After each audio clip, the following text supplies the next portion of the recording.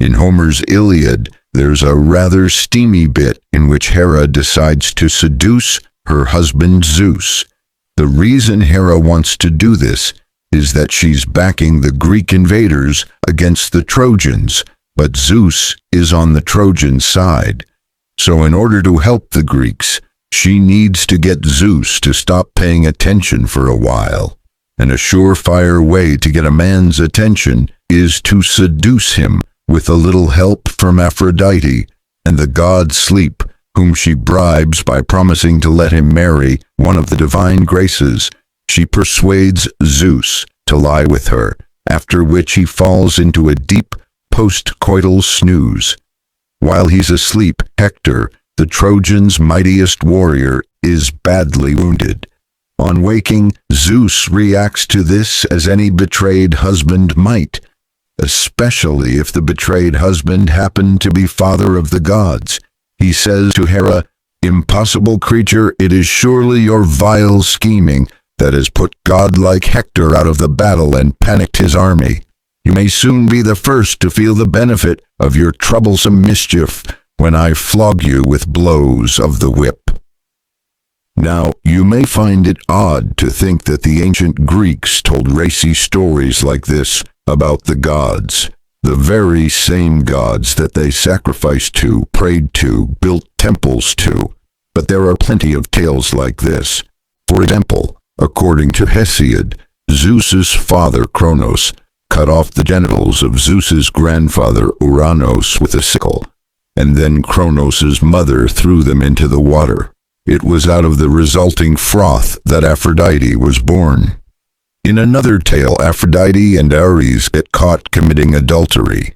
The Greeks found it possible to recount such stories while still finding their gods worthy of worship. Their understanding of the gods found full expression in the poems of Homer and Hesiod. For the Greeks, these poems were something close to sacred texts. The philosophers of ancient Greece couldn't avoid engaging with Homer and Hesiod, any more than the philosophers of medieval Europe could have avoided engaging with the Bible.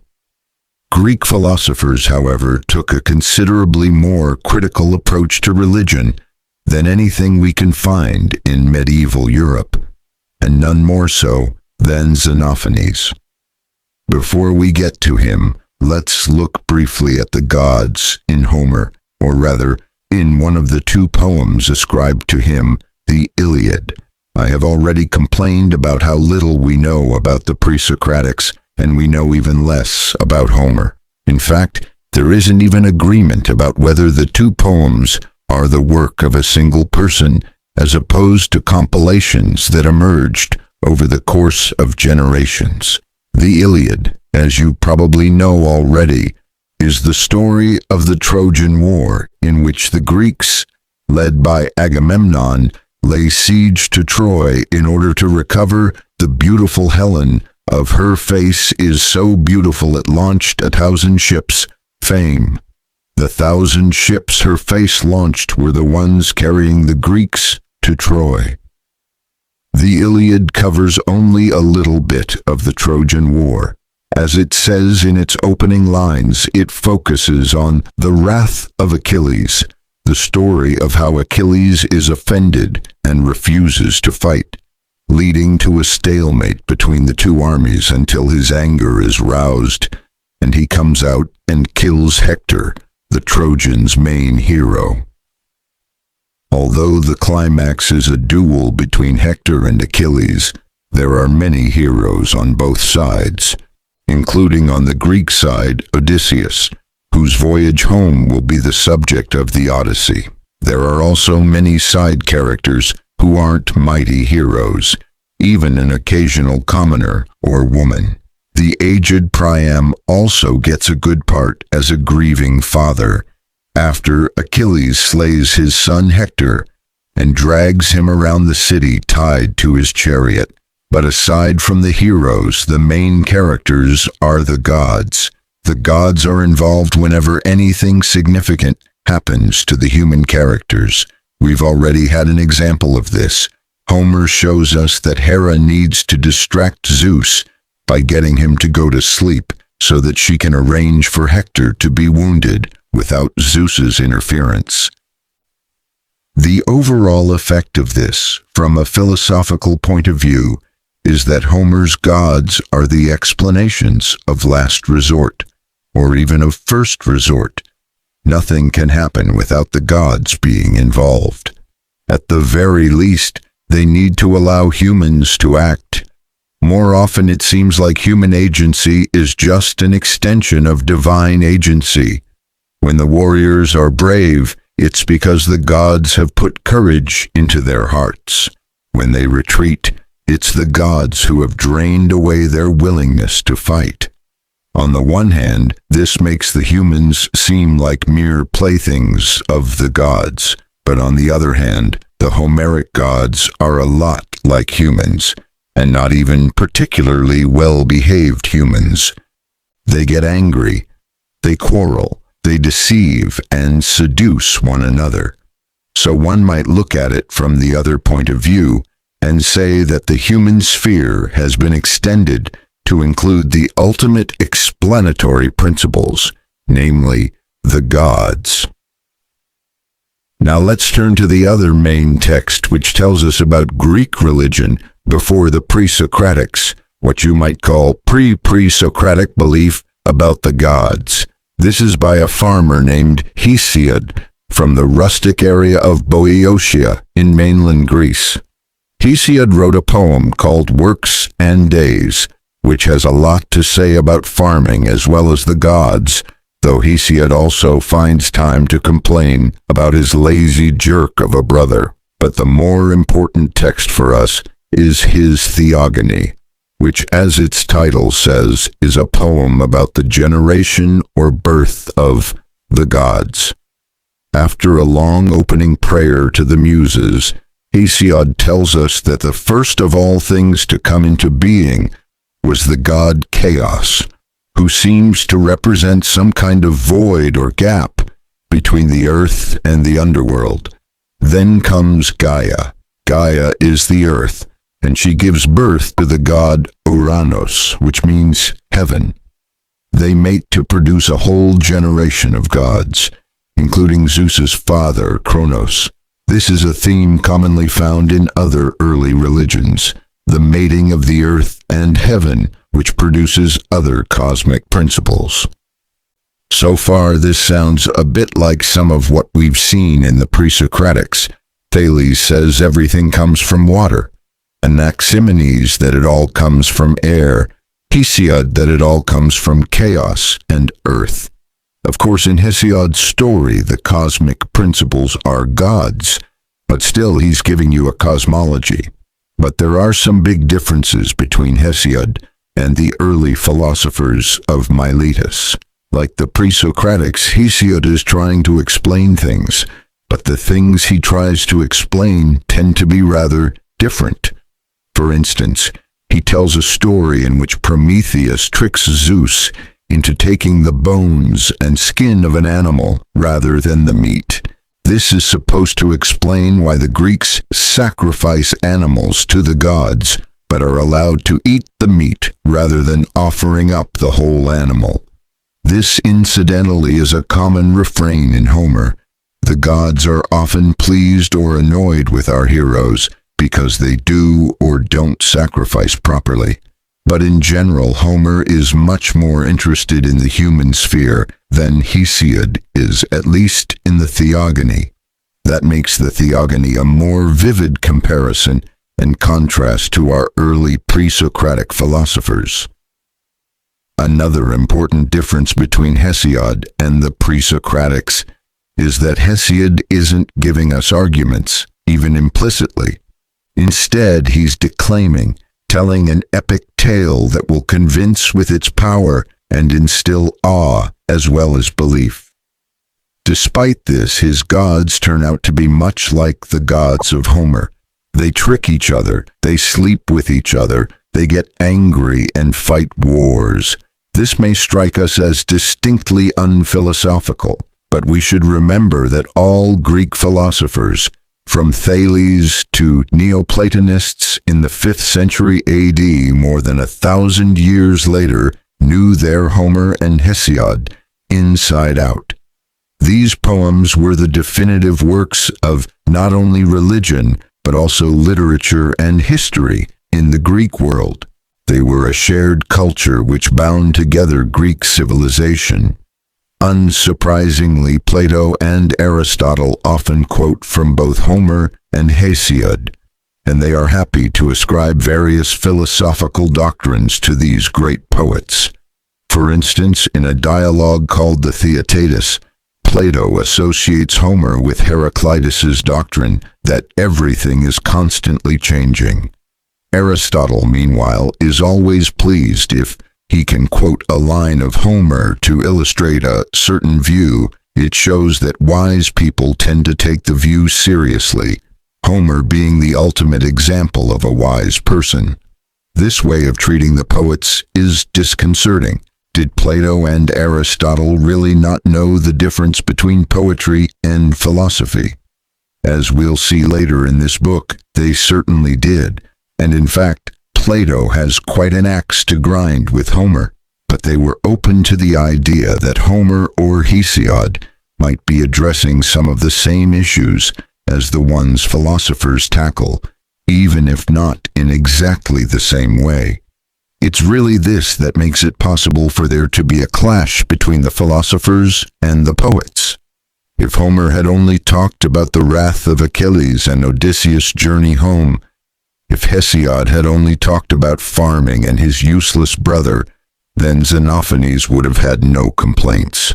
The reason he went after the poets is that they dealt with a further subject on which Xenophanes had very firm views, namely the gods.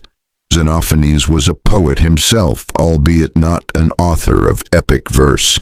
His philosophical fragments are in poetic meter, and our longest fragments from him are from elegies, poems he would probably have performed at banquets.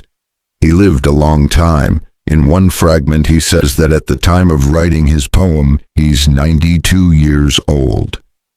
This, plus the fact that it's hard to know when he was born, means that he could have been a contemporary of several philosophers we haven't yet discussed, including Heraclitus, who criticized Xenophanes by name. But basically, we're looking at a man who lived most of his long life in the 6th century before Christ. We do know where he was from, Colophon, a coastal city in Asia Minor, on the Mediterranean coast of what is now Turkey. It's a bit further north up the coast from Miletus, where Thales, Anaximander, and Anaximenes lived. Xenophanes seems to have traveled extensively. He went west as far as Sicily.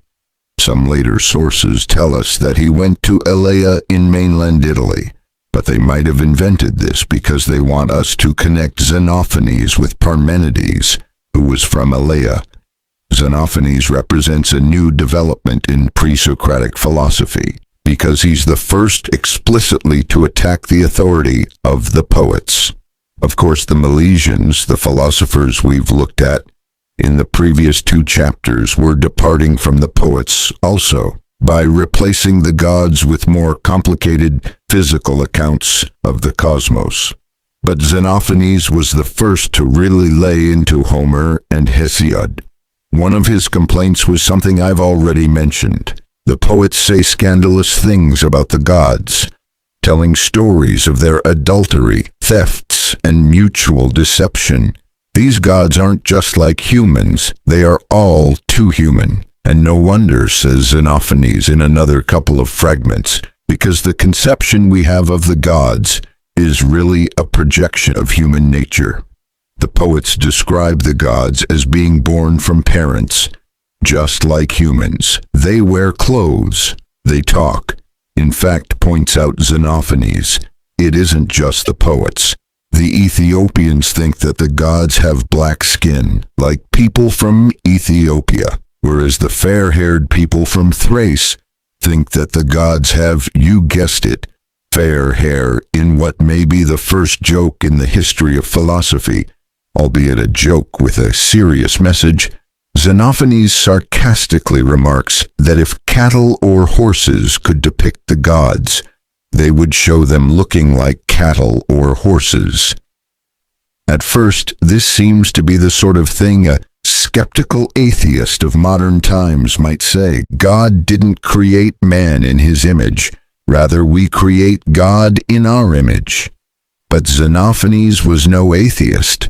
Rather, he was motivated by respect for the gods and thought it appalling to say they engaged in adultery and theft or even wearing clothes. Even in one of his non-philosophical poems, he said poets should devote pious hymns to the gods and not speak of war or the clash between giants and titans, a favorite theme of mythic poetry. So part of Xenophanes' point was plain old moral outrage. Depicting Kronos castrating his father isn't appropriately reverential. It's just not sending a good message to all the kids out there. But he also has his own positive conception of God, which he thinks would be consistent with divinity and appropriately reverential. Xenophanes seems to have come up with this conception by reversing the approach of Homer and Hesiod. His God won't be like humans. Instead, he'll be as much unlike humans as possible, and better in every way. Unlike us, God needs nothing, despite what the poets would have you believe. So you can stop sacrificing those animals. God doesn't move at all. There's nowhere he needs to go, and maybe he doesn't even have a body. On the other hand, like the Homeric and Hesiodic gods, he is very powerful. In fact, he can shake everything just by thinking, as Xenophanes puts it. This phrase echoes his nemesis Homer, who says in the Iliad that Zeus shakes Olympus. Another fragment of Xenophanes says that God sees, thinks, and hears as a whole. In other words, he does nothing but think and perceive. Perhaps most strikingly of all, Xenophanes says that God is one among gods and men, incomparable to mortals in body or thought. This fragment is a little confusing. God is one among gods. Is he saying that there is only one God, or one God who is greater than all the other gods?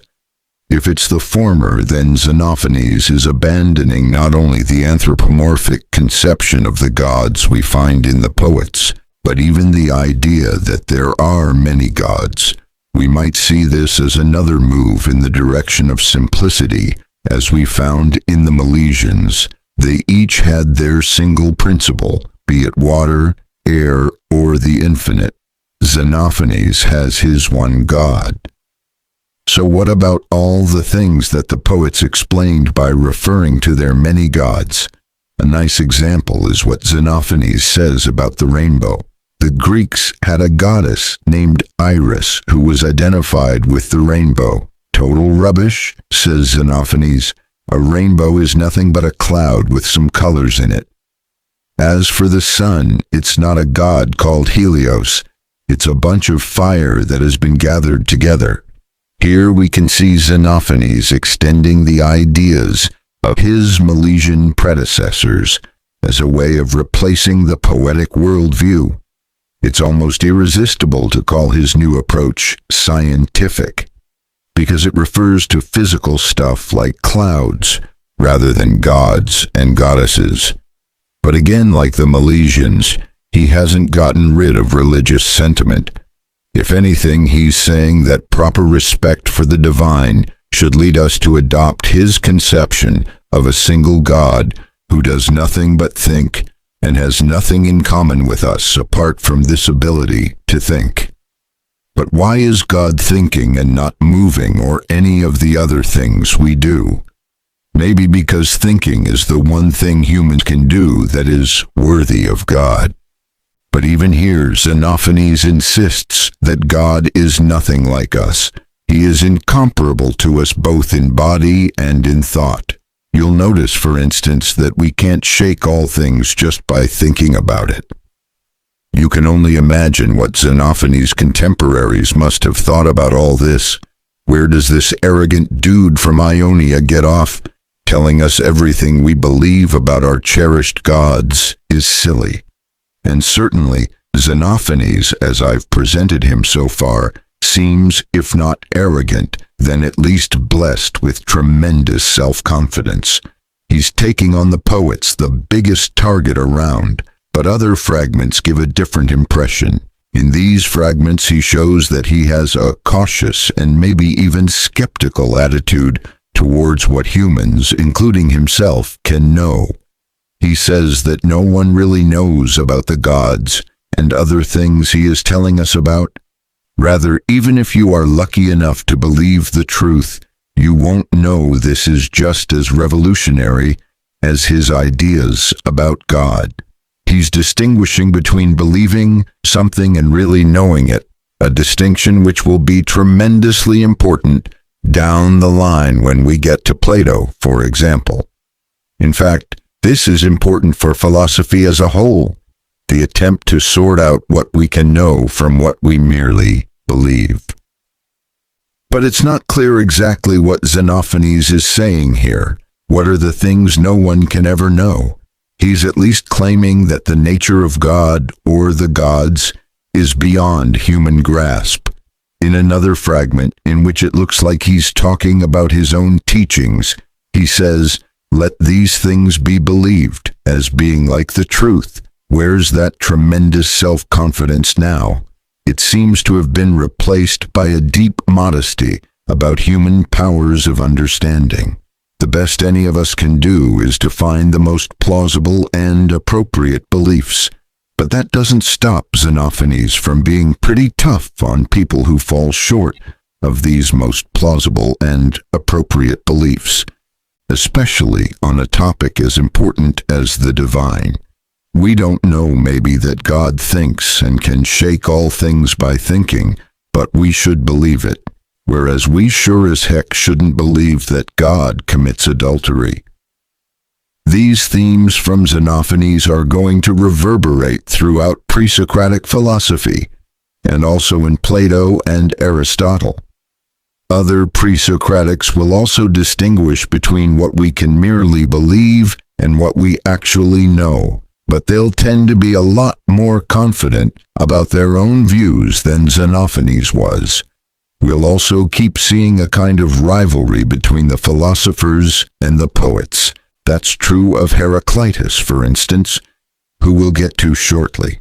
Heraclitus insults Hesiod and Xenophanes in the same breath, saying they both show us that learning many things doesn't make you intelligent. But first, we'll be turning to another philosopher whom Heraclitus insults in that same passage. This next philosopher will be one whose relationship to traditional Greek religion was much friendlier than Xenophanes. Indeed, he wasn't so much a friend of the gods as a family member.